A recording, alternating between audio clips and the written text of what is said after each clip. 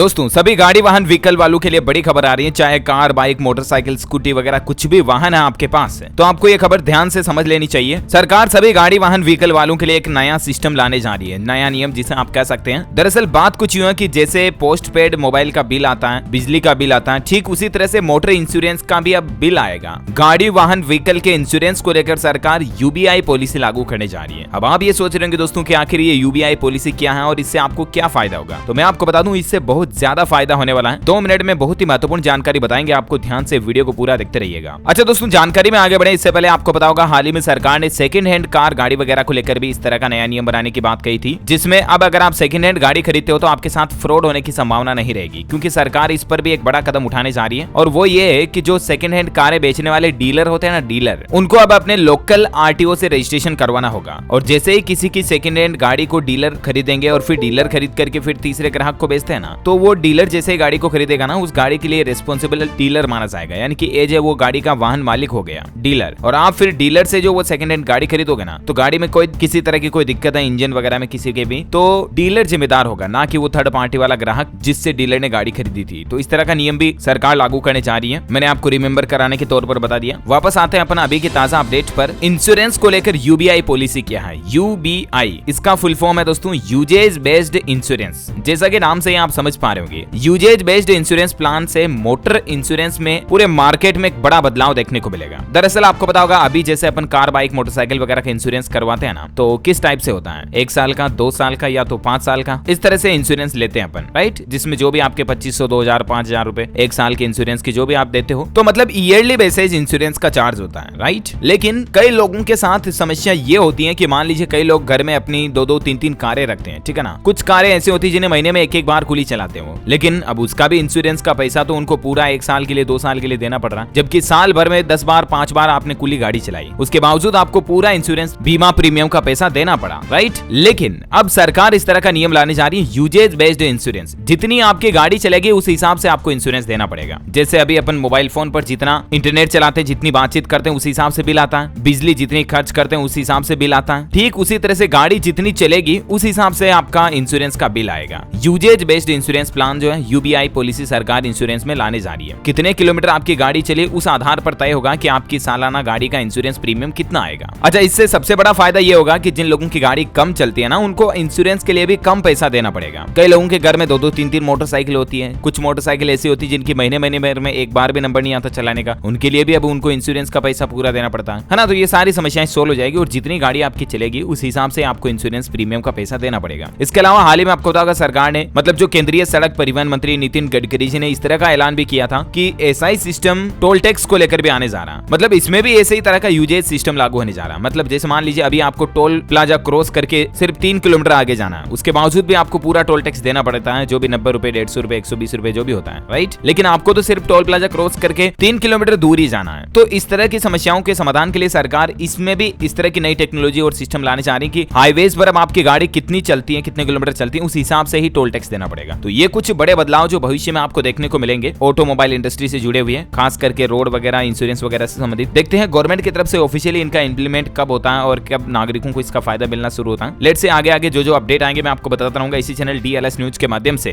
जुड़े रहेगा हमारे चैनल के साथ, सब्सक्राइब करके बेल आइकन बिल्कुल दबा दीजिएगा ताकि कोई भी एजुकेशनल इन्फॉर्मेशन आप कभी मिस नहीं करेंगे। वीडियो को लाइक और शेयर जरूर करना। वैसे दोस्तों आपके मन में इन प्लान्स के बारे में क्या विचार है, क्या आपकी राय है, कमेंट करके बताइएगा। Thank you, take care, good bye, जय हिंद, जय भारत, वंदे